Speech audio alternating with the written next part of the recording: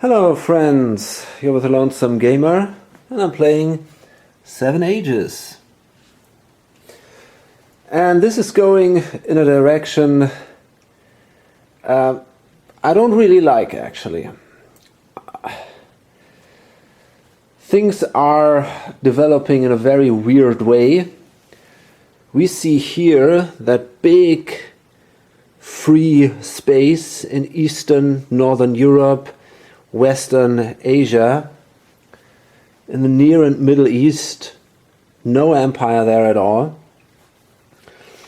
We only have 2 empires in Europe, the Minoans and the Romans.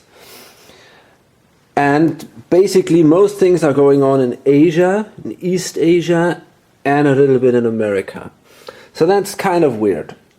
In addition, and that is something I really regret, we haven't seen any, well, typical middle-aged European power, like the Saxons or the Vandals or the Goths or something. That would have been cool, but sadly we haven't seen them. And because we are now already in the Renaissance, I have my doubts that we will see them.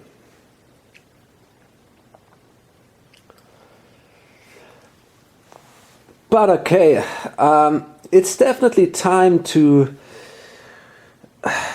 take care again of the gray player. He is speeding up again.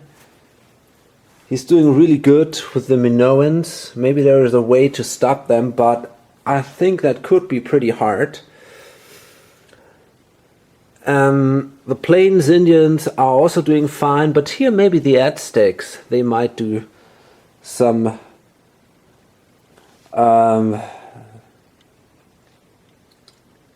yeah, there might be a threat for these guys. Okay, anyway, let's see what happens now.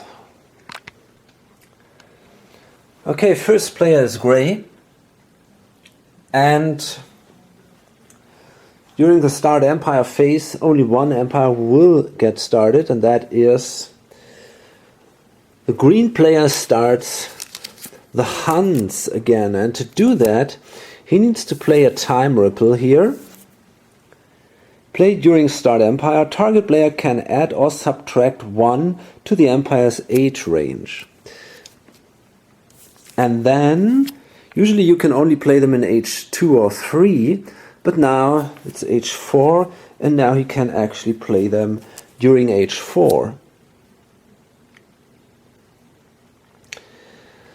So that means now they actually can build cities because they are in age 4. Their setup is -2, so they will start right here. Initial catapults cost 5 and cavalry 3. 1 elite marker, 1 free maneuver after setup. Lower an empire's progress by the value of each city you liberate from it. Can vacate areas during ages 1 to 3. So that's not possible right now. Okay, so they start with 25 bucks. And that's a lot. And that gives them this amazingly strong army here. I just wonder, somewhere I have this money marker, I assume. Yeah, it's here. Okay. And they now start with a capital. But before we can place that capital, we will actually here start in Kalka. And we have to fight this guy.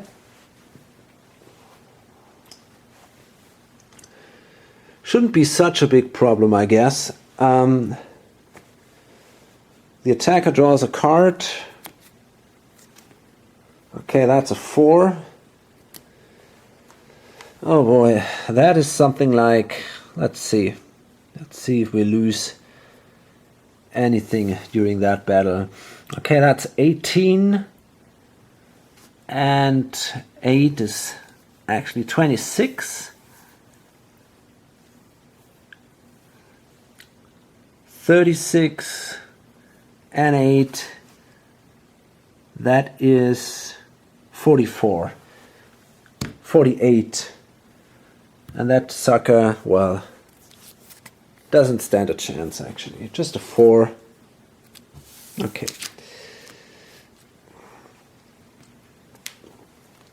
So they're obviously killed. And now the Huns can start in this area. Oh gosh. So they start now here in Kalka. They can choose any steppe area. And then, oh, they start with an elite marker, which gives them an additional point. I nearly had forgotten that. And they get a free maneuver after setup.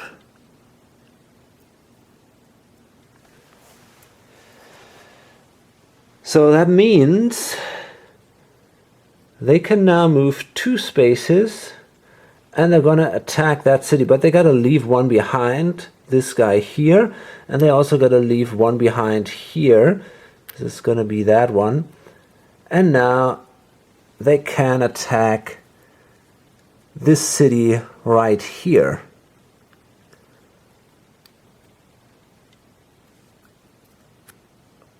But wait a second, I gotta think about that. Okay, I just changed 2 units into a catapult. I definitely want a catapult with me. I kind of cheated here, but I think that's still okay. It's just my first turn. I forgot that I'm gonna attack cities, and then it's a good idea to have a catapult with me. And well, I haven't placed my marker yet. Damn, where is it? I gotta look for that marker. Okay, there we go. There's the marker. And now we move 2 spaces and we start attacking this city here. There are just 2 defenders.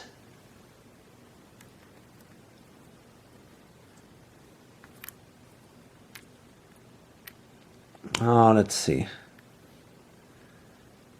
These go to the back. These 3, I guess. Yep. And these 3 go to the front.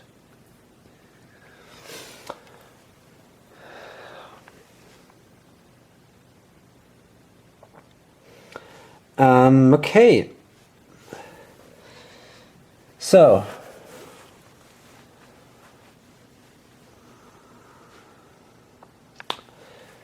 what I'm going to do is, I got now 18, 28, 32.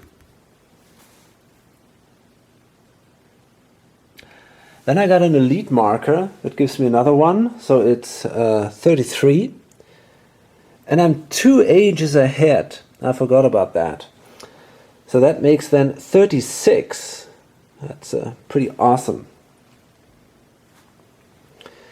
And they have only 5. That's actually not true. Yeah, it is 5 for them. So let's see, we got 36, 40, and that is a 7, so we can keep all our units. And the Chu lose now their first city here. The fort is ignored anyway. That city is reduced by 1 level, and it was a level 3 city. So that means the Huns' value of each city liberated from another player and lower an empire's progress by the value of each city you liberate from it. So that means they go back 3 spaces, 1, 2, 3, and the Huns will get, these guys here, the green player, 1, 2, 3, will get 3 victory points for that. Okay, pretty cool. And then he's going to play a card which says Rare Conjunction. Play when target empire finishes its action. It may take any second action immediately, even if out of order. So that means he will move on right away. But, yeah, that's actually correct. So, he's going to leave that one behind and then move here into Shanxi.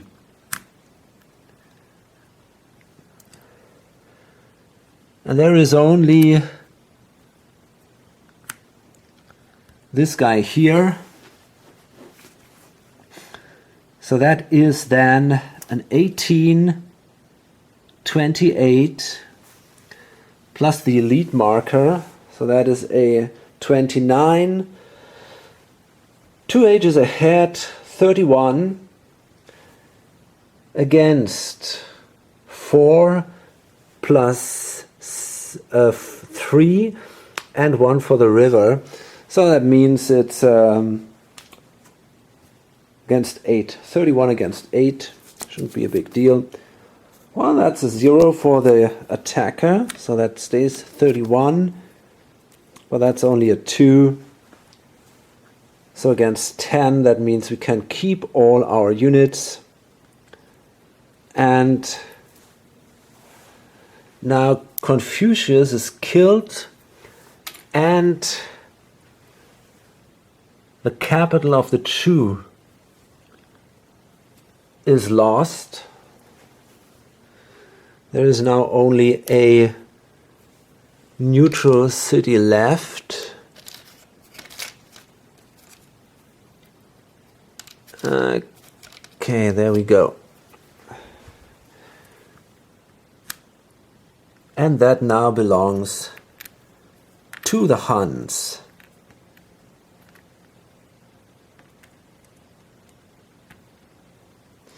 And again, oh, by the way, I forgot one thing. They have a modifier of -1 in the mountain, but that wouldn't have changed anything, actually.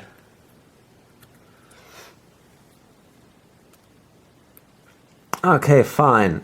So, that means the Huns gain 3 more glory points because they liberated that city. The Chu lose 3 points from their progress track. That means they fall back to another age, and that then gives the Huns 2 additional glory points.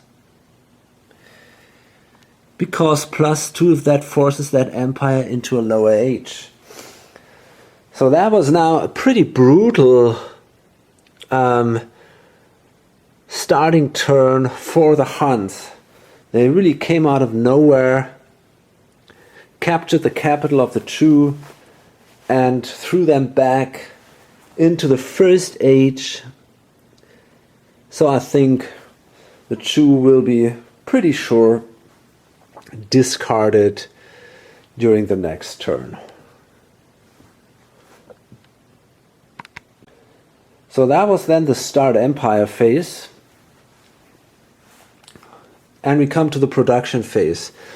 The Plains Americans, they are going to produce... well, they're hoping to withstand against the Aztecs here. But their problem is, because they cannot produce any cavalry units or ships, they are basically nearly out of counters. The only thing they can still produce are catapults. So they're probably going to try that. Okay, they got 6 plus 5. That's an 11. And 6 more.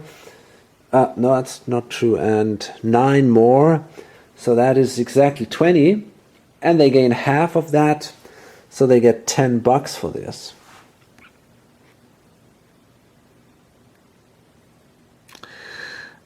This is really not the best solution here. This is pretty fiddly. Okay, anyway. in a way it's charming, you know. But yeah, okay.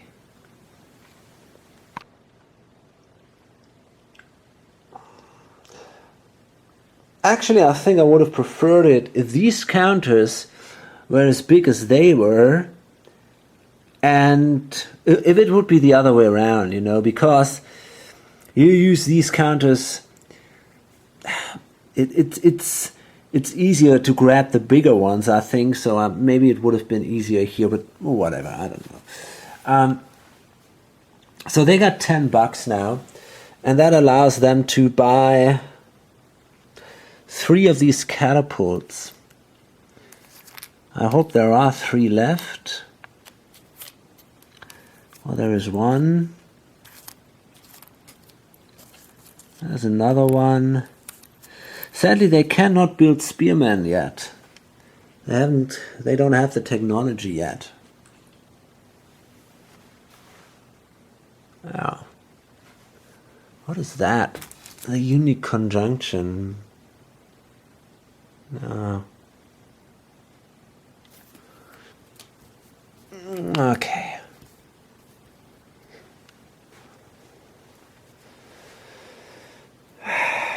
Yeah, well, whatever.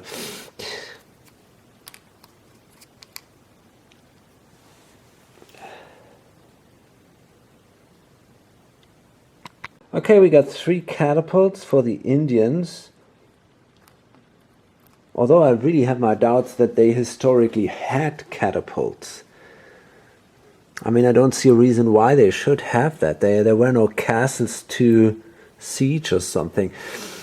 Whatever, I'm going to place one here, and the other one here. I guess I'm going to place them... Yeah, well... come on, let's place it here anyway. Fine.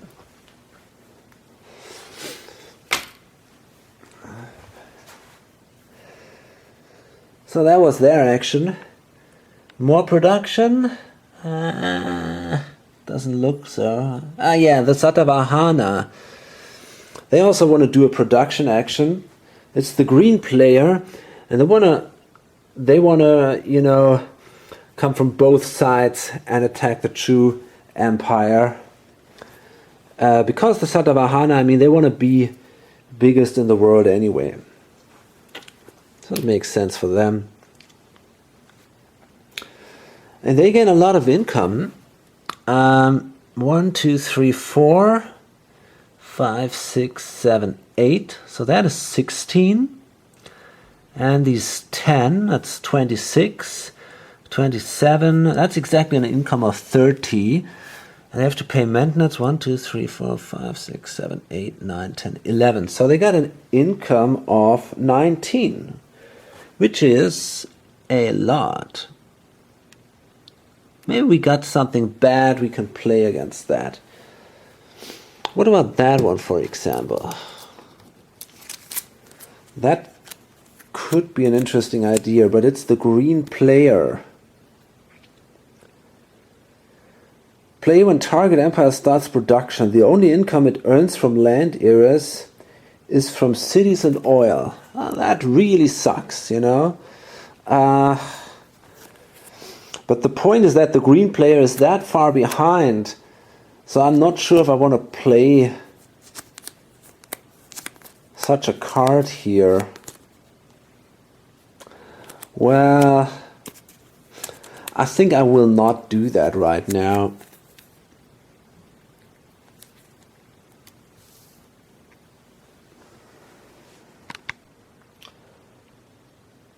It's really tempting to do this, but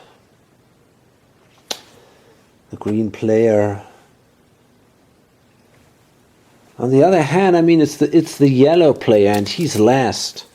So maybe he says, okay, I want to stop that sucker, so I'm not last anymore. Yeah, I guess he's gonna play. He will play that card.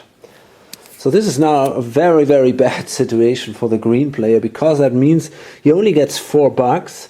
Question is, well, he can cancel that card with the bad augury, and he definitely will do that. Otherwise, his people would have suffered from hunger, and many, many would have died that way. But like that, it's fine, and he still earns now $19.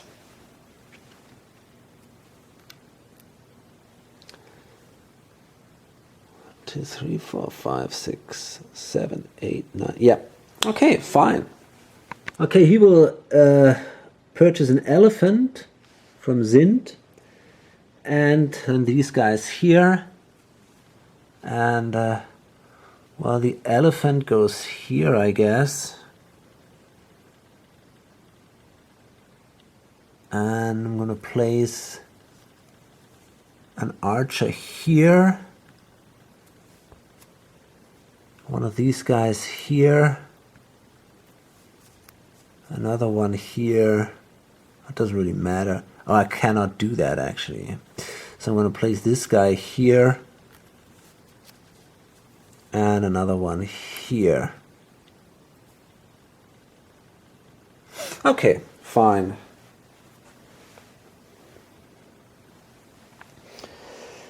So, that brings them back to 0.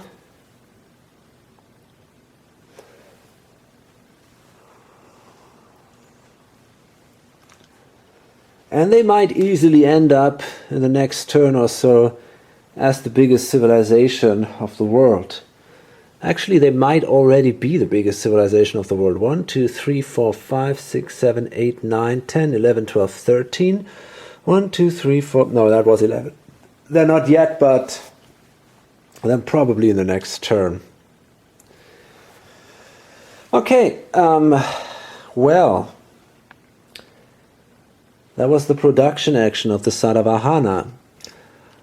Then we'll see trade and progress. And the Chu, they've chosen that trade and progress action. Well, right now it's not the best idea because they lost anyway. But they have to do that. So let's see. They could pass if they want to.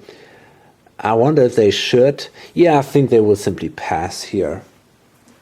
Doesn't really help them anymore, and they don't want to give anybody else the opportunity to do a progress just because the Chu lose that trade. Well, on the other hand, they could try to get a better card. Maybe that's an option they have. So I think, yeah, they will actually play.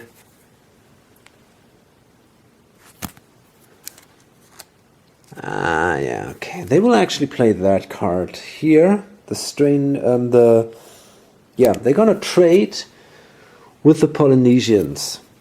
They both have a trade value of -2. Basically, the Chu have a trade value of -1, but because they are Confucian, they get an additional negative trade modifier, so that brings it down to -2. So that means the Chu throw in this 2, and the Polynesians, well, they take that 4, I guess. They want to win that trade. Yeah, why not? Although it's not that important in the end for them, because they would end up in a dark age anyway, even if they win that trade. So let's see, maybe they can take some crappy card. What is that? It's not so bad. Okay, I think they actually will throw in that 4. Okay, the Chu draw 2 cards. Okay, that's a 3. So we got a 5 overall. -2 is a 3. And that is also a 3, so that's a 7. -2 is a 5. Fine. Okay.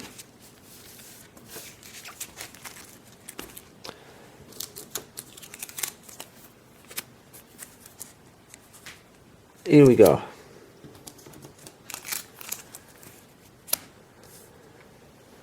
So that means that the Polynesians will move on one space, and that is something that they would have done anyway.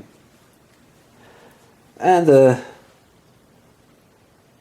the pink player has now a card value of 4, which is a little bit better maybe. Okay, we're going to see another trade in progress actions by Zimbabwe. That's the red player. And the Zimbabweans are still only in the second age, so there is no one within reach, so they have to trade with the deck, which is kind of their advantage because they don't have to take the real strong cards. They always have a good chance that they might beat the deck, in example with a 4. Although they have a trade modifier of -1, it's going to be hard. But we're going to try it anyway. So that's a 4, that gives me a 3 then, and we draw a card. Well, yeah, we managed to win that. 3 against 2, so we were lucky here.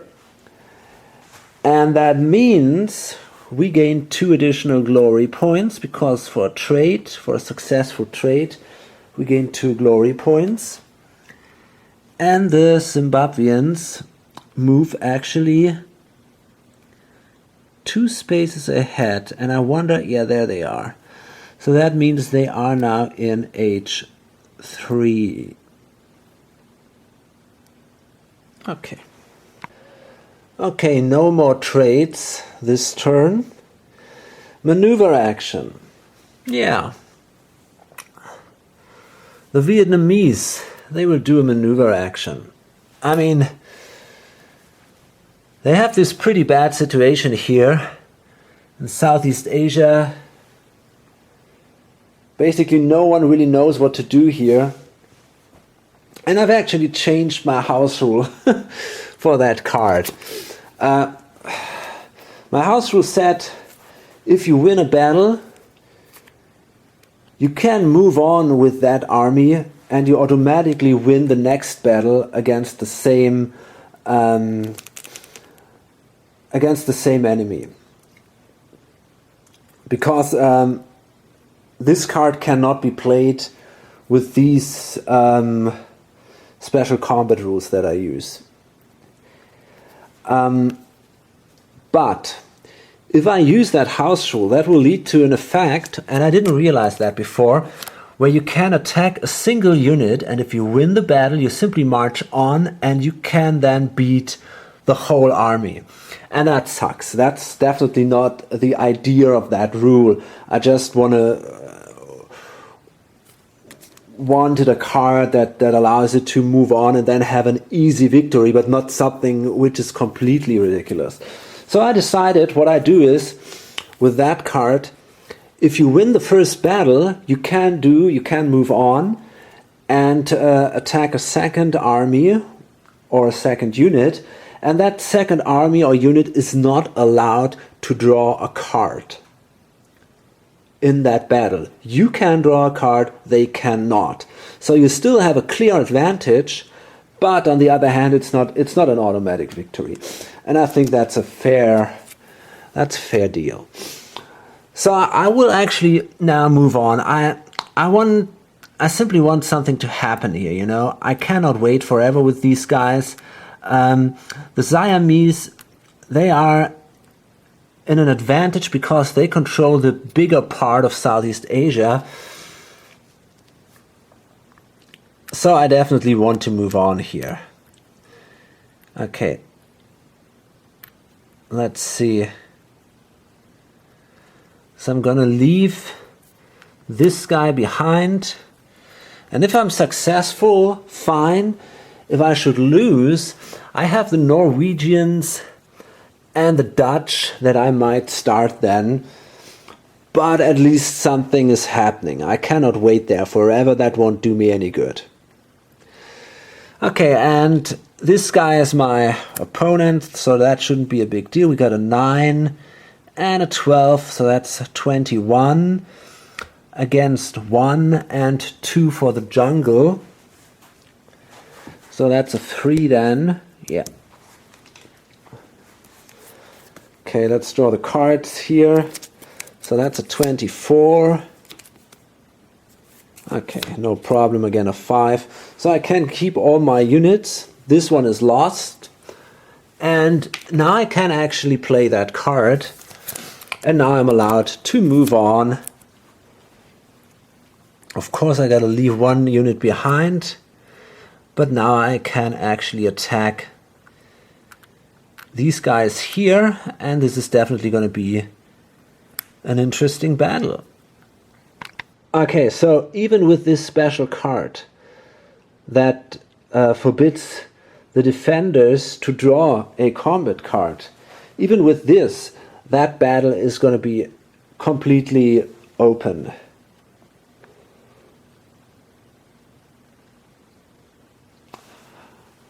I wonder if there is anything we can do. Nope. No.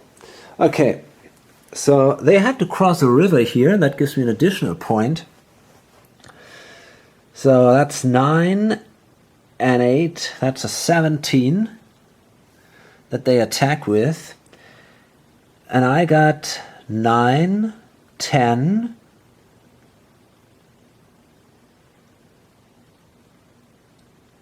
So that's a 22. 23 for the river. But they are 1 age ahead. So that gives them, oh gosh, an 18 against a 23. That's pretty crazy. So let's draw a card here. They need a 5, I guess. Whoa, they have a 5. Now that's interesting. I'm not sure. I think if a tie shows up, both lose everything. Pretty sure about that, but I gotta calculate that a second time now. Well, I actually forgot one thing, and that is the Vietnamese. They have an elite marker that gives them 1 additional point, and that gives them exactly the point necessary to win that battle. And so the Siamese are destroyed, although there are a few units left here, but they've lost their capital and everything, so it's not looking good. The others will lose every unit but 1,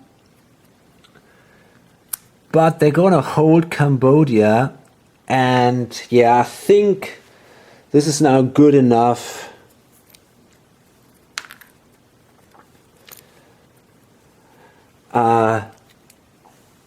To keep control over Southeast Asia.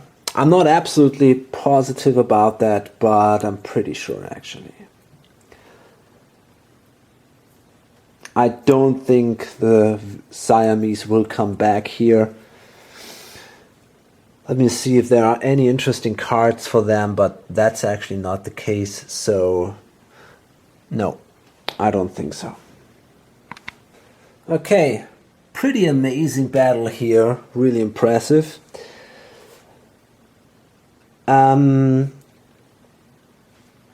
So that was then the action of the Vietnamese, maneuver action, and now we're gonna see the Aztecs do their action.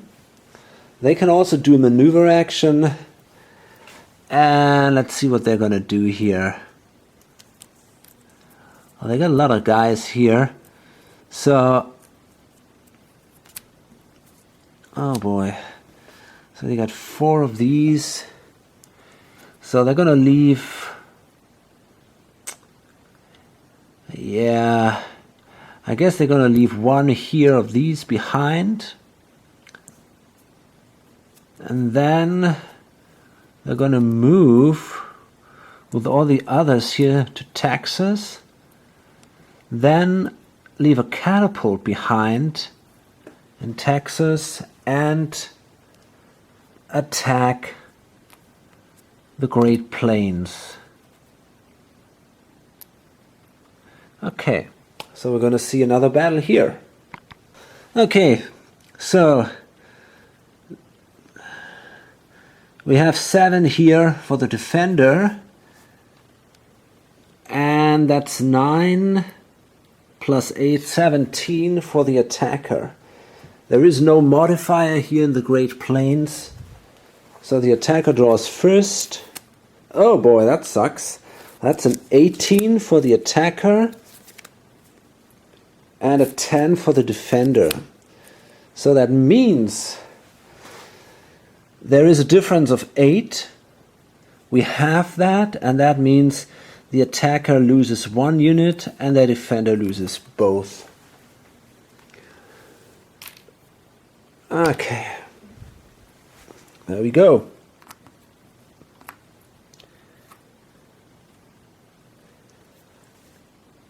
Now that's a problem, because now the Plains Americans have actually lost their home region, and because they usually would get a point for that here, they will now lose a glory point during the harvest glory phase. That's kind of a problem for them. But we're going to see what happens there.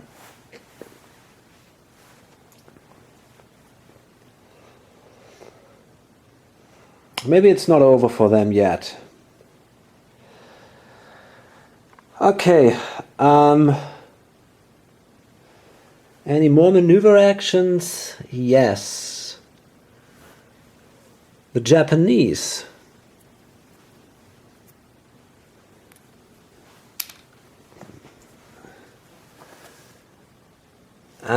They're going to do a maneuver action.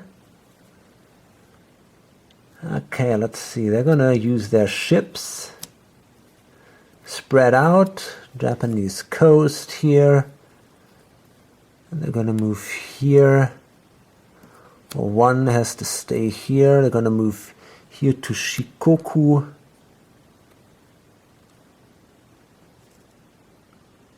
And okay, I guess. Well, actually, we have another one here. I think I'm gonna move with this guy up here, and I'm gonna move with this guy to Shikoku. Okay. So it's not that vulnerable for the Korean ships here.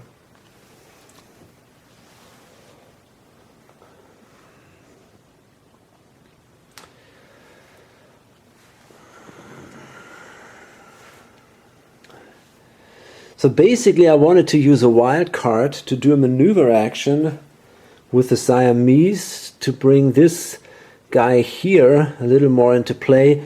But honestly, I don't think it makes any sense anymore. So if I should use now that wild card, it would cost me a glory point, and I'm not willing to pay that. So I'm going to pass. I'm simply going to pass instead. And in the next turn, I guess I'm going to discard then the Siamese.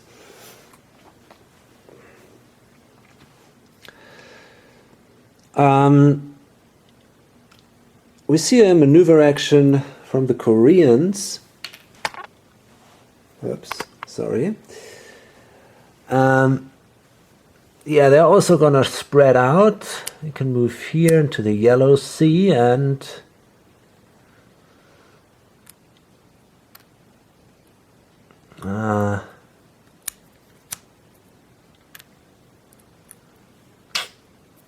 okay, I think one guy stays here. That one moves up here. Remember, they don't have to be afraid of the Huns here. There is no opponent there, only the Japanese. Okay, there we go.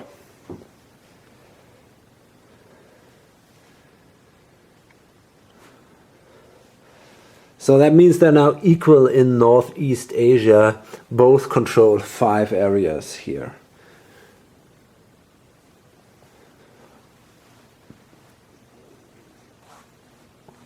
Okay, that's the end of the maneuver phase then. Destiny.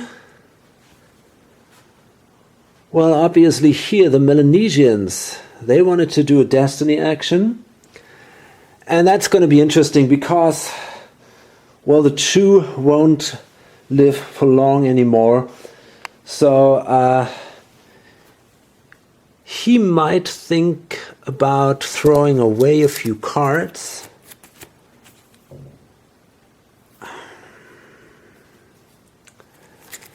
And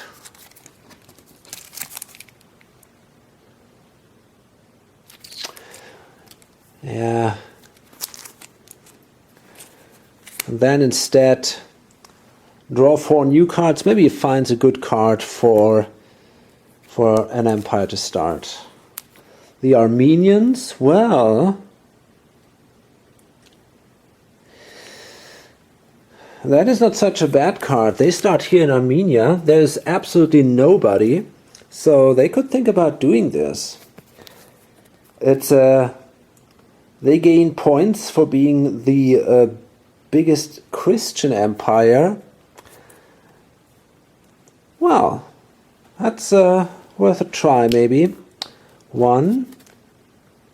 The Assassins. Well, they cannot be started during this age. 2. The Chimu. They would start in Ecuador. Interesting. But there's already a lot going on in America, so I don't think I want to try that. And number 4 is the Vikings, the Danes.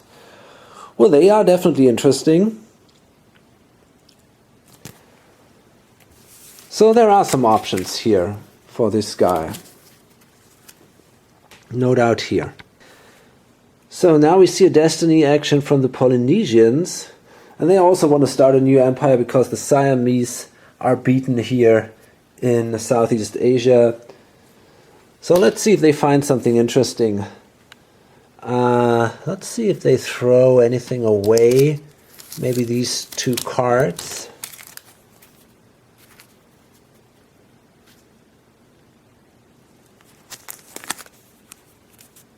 Yeah.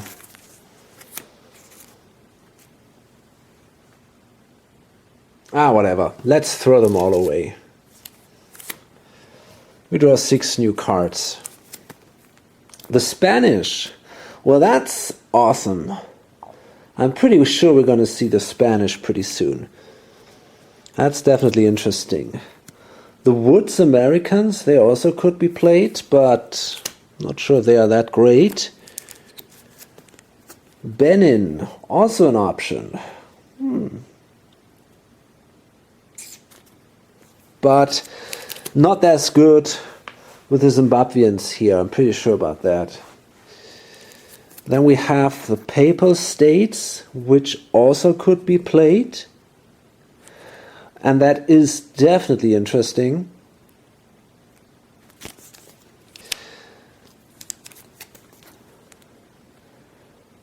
Srivijayan's Javanese.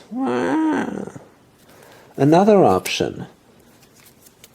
And the Germans. So, okay, these are now tons of options here for the yellow player. There's a lot to consider now.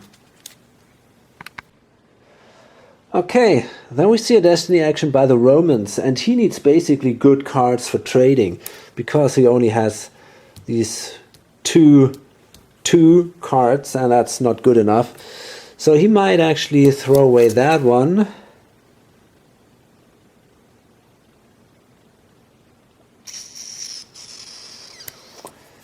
On the other hand, it's not such a bad card. If you control the Incas, then the urban riots could be pretty good to do some damage in cities of other civilizations. So I guess he keeps the urban riots and draws instead 4 cards, and that's a good star. The Portuguese. The Arabs. Holy moly, that's a strong card for trading. The Picts were not that great. And the Saxons. Okay, they suck. Fine. Okay, and then we come now to the civilized phase, and the Minoans. They actually do a civilized action. So first, let's check if there are any cool cards they can play. What about the Uprising? Oh gosh. Okay. Well, let's see. I mean,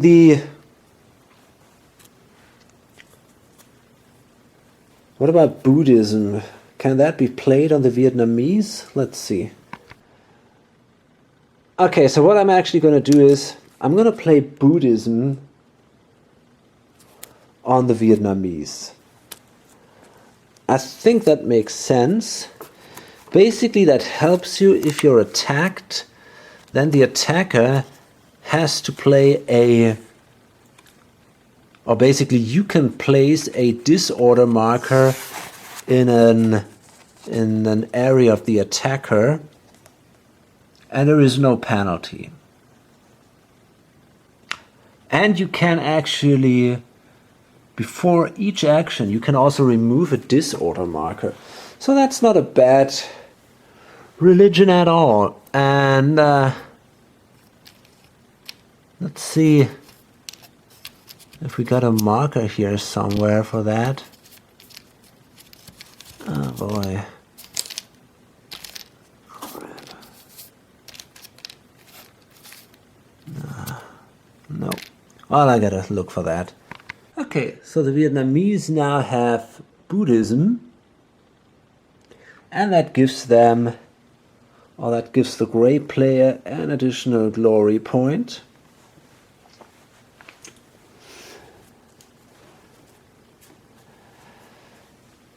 And that's then the end of the play artifact and event cards phase. Then you can remove a leader, and we're talking about the Minoan phase actually. You can promote a leader. Well, the Minoans, they can control up to 2 leaders. So let's see if we find one. That's a philosopher. No, that's a populist.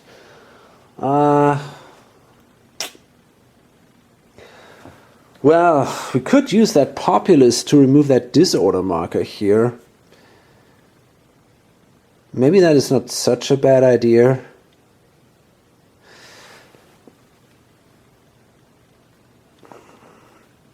Yeah, why not? Let's do it. Let's place the populist here. I'm not exactly sure how that guy works. Let's see. Okay, so during a maneuver action, we can remove the disorder marker from the populist's area, and then during the income phase, we can double the income of a city where a populist is. So this is not a bad leader for the Minoans.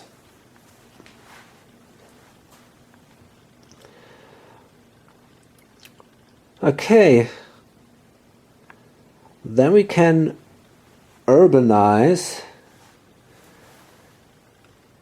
or we could also modernize.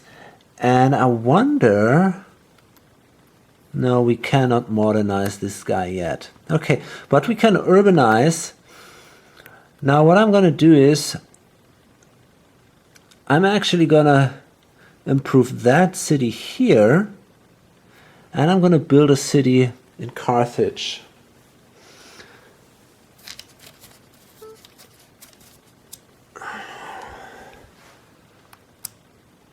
Okay, there we go.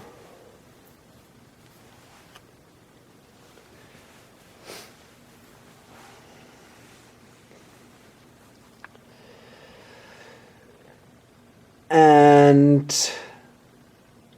this is then the end of the civilization phase of the Minoans.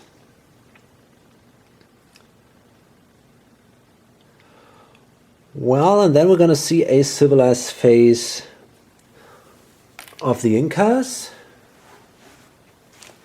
over here. Okay, so what we're going to do is we're going to play a few cards now. The democracy. So we're going to play that on the Incas.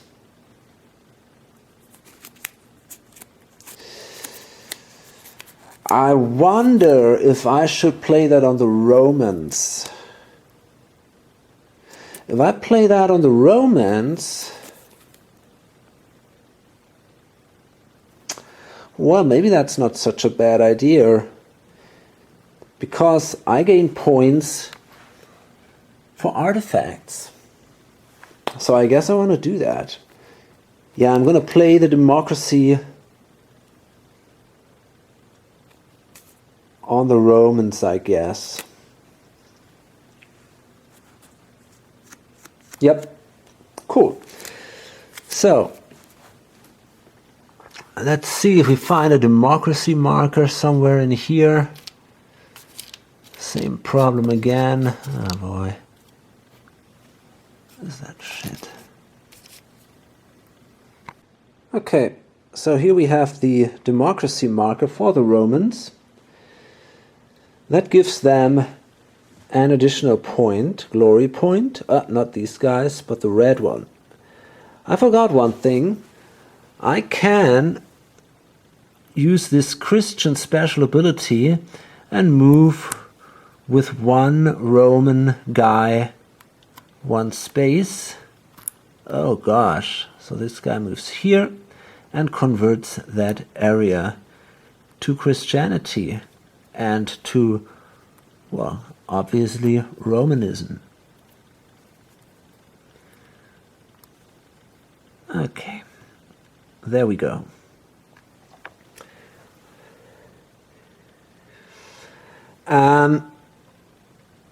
So that's not so bad. The democracy, well, what does that mean? If you are attacked, or if you lose a land area in a battle, then you are allowed in the next turn, the cost of your units is reduced by the half. But you lose a glory point as soon as you conquer a land area from another power, if that power has not conquered a land area before from you. So revenge is okay, but you cannot be the attacker, you know. In addition, gosh, what was that? Yeah, if you use a wild card, the progress marker would move on. That is something that I do anyway, because I don't want that game to be so slow, and that's why I don't want people manipulating that track by using wild cards. And that's why I use my house rule. But I want to give the democracy kind of a similar advantage. So if you use a wild card, you don't lose a glory marker if you do the same thing as an empire of the same player did before. So, well, another house rule of mine. I like them. You'll find them on lonesomegamer.com. So that's the democracy for the Roman Empire. A tsunami is played. All ships played on any sea, not ocean area. All ships there are destroyed. Well, we definitely want to do something against the Minoans. They are pretty strong and we don't like that. So we're going to destroy these two ships in the central Mediterranean.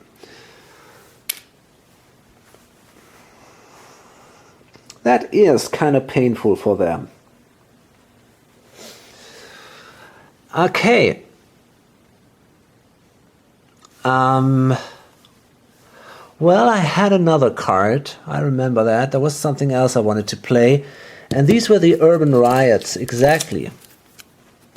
I want to play the urban riots, and they go also against the Minoans. Reduce all level 3, 5, and 7 cities in target empire by 1 level.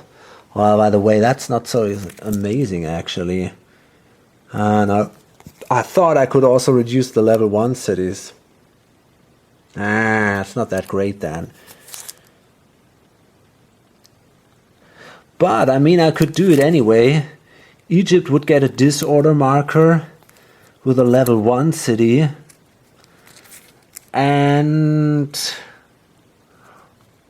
well, they need then 3 units to get rid of that disorder here. So that is kind of a throwback then for these guys. I'm going to play that. It's not that strong on them. And I wonder if there is another place where I could play it. I mean, the point is, the Chu, they are the one with the most cities. But now they are basically done anyway, so it's no use. The Satavahana, yeah, they could be interesting.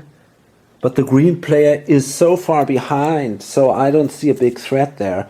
But the Minoans, you know, I kind of... If they die, or if they take some heavy losses, it's fine, I guess. So we're going to place the urban riots there. That means that city is reduced by 1, and we can place a disorder marker there.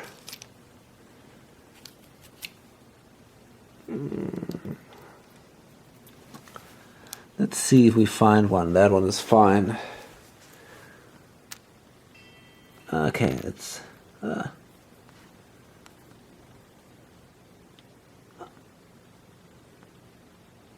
Okay, cool.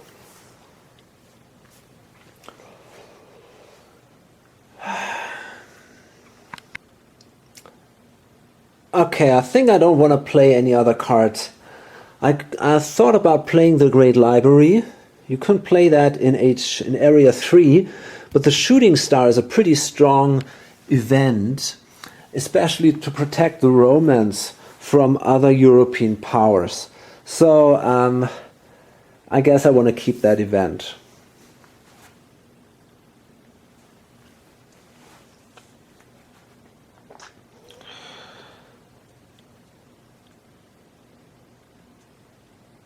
Okay.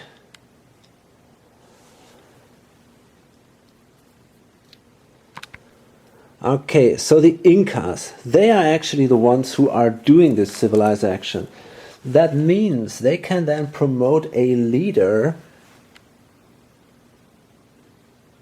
Pachacuti. Well, they are not in age 4 yet. They are in age 2 actually somewhere. What? They are in age 2? They should not be in age 2 because they can... Ah, yeah, that's there. Yeah, it's possible. Okay. Well, but they don't have that leader anyway. So they can pick 2 leaders. Well, that is no leader.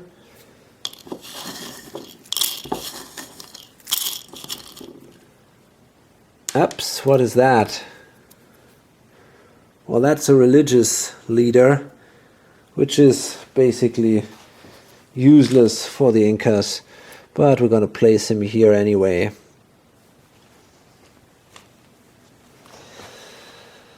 Okay, well, then we can urbanize, and that's what we want to do. We can treat these as fertile areas. That's a special ability of the Incas.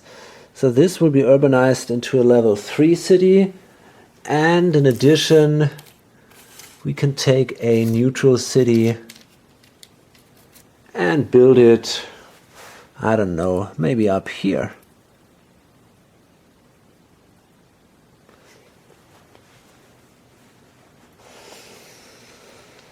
Okay, that's then the end of that turn. No empire is discarded during this turn.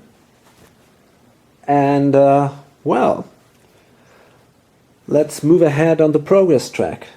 Okay, let's harvest glory.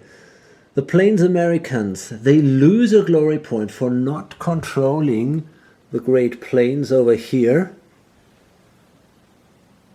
They are still biggest in the Americans, I guess. They have 6. The Incas have only 5, so that means they are still biggest, which gives them 2 points then. -1, so that's only 1 point for the Incas, for the Plains Americans, which are, no, they are not in a dark age, not yet. Okay, 1 point for them, pretty bad. The Minoans, 1 point for their home area. Well, I guess after that tsunami, they are no longer second biggest in the world. The Japanese control 2 areas. The Melanesians, the Polynesians control 3. Nowhere here. And they don't have, well, they might actually have the second biggest fleet because they have 2 ships. The Polynesians have 3, but is there another one with 3 ships? No, that's not the case. So they actually still have the second biggest fleet because they are first in turn order. So that gives them overall then 2 points, which is not that great. And the Vietnamese, well, that's 1 point for their home area, number 1 in Southeast Asia. And I think this is it then. And they are stuck in a dark age, so that gives him another point. So basically, I think we can say concerning glory, it was a ridiculous bad turn for the gray player. Okay, the Chu. Well, that's possibly the last time we're going to see them collect some glory. Sadly, they've lost their home area, so they will lose a glory point, but they are still number 1 in China. They mightn't be number 1 in Asia. Let's see, 1, 2, 3, 4, 5, 6, 7, 8, 9, 10, 11, 12, 13. Yeah, that's definitely, they are still number 1 in Asia and number 1 in the world. But I'm pretty sure, well, that could change in the next term. But I'm not absolutely sure. So, these would be 3 points, -1, so they gain 2 points.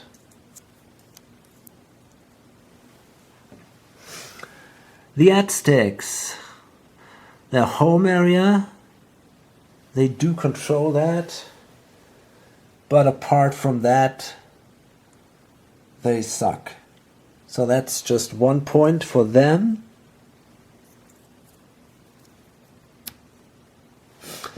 The Melanesians, okay, well, 1 point for Australia, 1 point for their home area. What about the world? No way here. So 2 more points. And, well, I think they came a little bit closer, 1 point closer to the gray player. But also just small steps here. The Japanese. Okay. The Japanese are right now in a dark age. So they have 1 home area.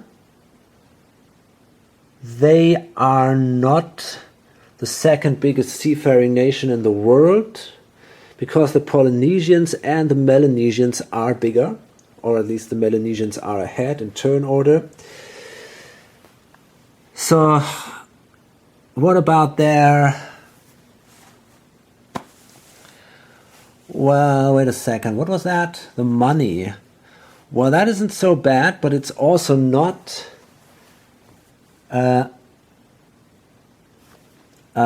under the first 2 players. He's third if it comes to the money. What about the wheat? That's an interesting question, but the Chu actually control to wheat, and so do the Satavahana. So basically that's only 1 point for the Japanese, not that great.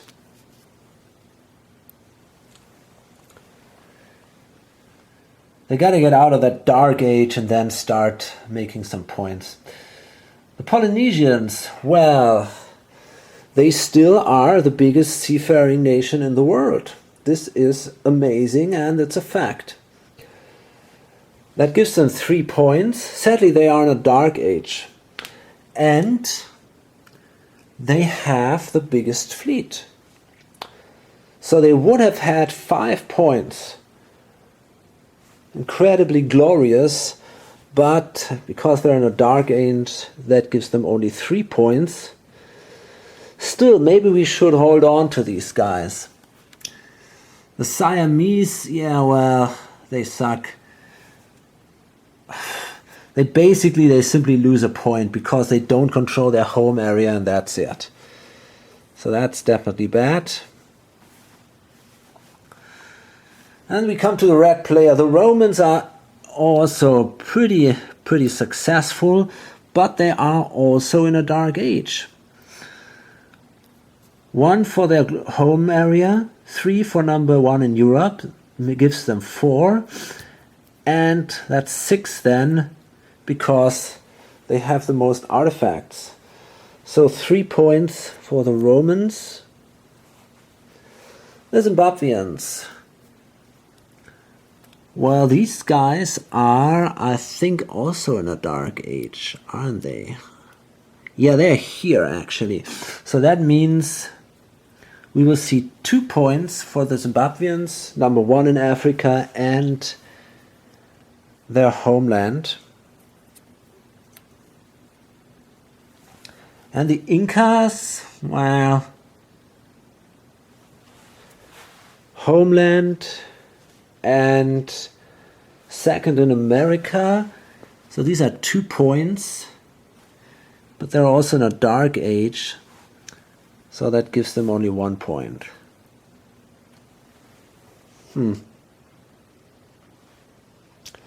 Still, the red player is not doing bad. Romans and the Zimbabweans are really strong. I mean, the Zimbabweans basically made 5 points that turn because of their trade. So that is pretty amazing. Now finally we see the green player, the Koreans. Well, they control their homeland. And that's it actually. Yeah, so that's just 1 point for them. The Satavahana, they are in a dark age, I assume, yeah, over here. So that means 1 point for the homeland, 1 point for India, and 1 point for the world, the second in the world. So that gives them also 2 additional points actually.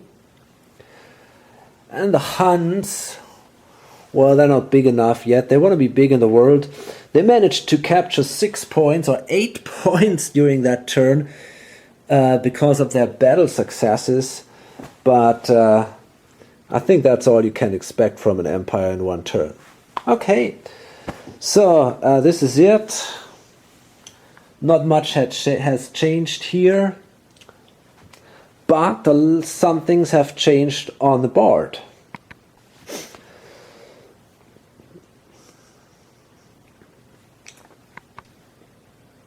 Well, some interesting things now happened. The 2, which were basically the dominant power, or one of the most dominant power in this game for ages, they are nearly gone. I mean, they are not completely defeated, but you can see there is no big chance that they can come back. They've lost their capital. They are technological far behind the Huns and also the Satavahana. So there is basically no chance that they can build an army which can somehow match the attacking forces here. So I think the Chu will be discarded in the next turn. And one reason will also be that they don't want the Huns liberate more cities and therefore simply generate more glory points. So the faster the Chu are discarded, the less points the Huns will get, and that's also motivation for them, for the pink player. Another interesting point is here Southeast Asia. There was this situation where basically these two players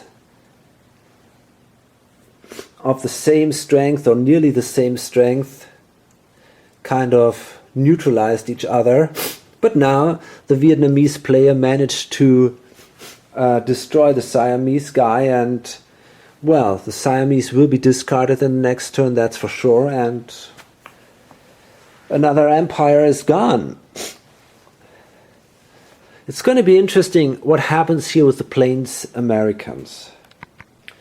In general, I would say, hey, maybe it's also time to discard them, because they now also pretty soon will enter a dark age. They are here underneath here, and they've lost their homeland. So why holding on to them? Well, they have that special ability. One per land liberated from a more advanced empire. So if they managed to conquer a few areas of these guys, they get glory points for that. So fighting is kind of an option for them. On the other hand, they are technologically behind, so, well, but not that badly, because they both can only build the swordsman as their best unit. Hey, maybe that's worth another turn. Maybe they can fight back, but it could be an interesting situation there. Let's see what happens there. The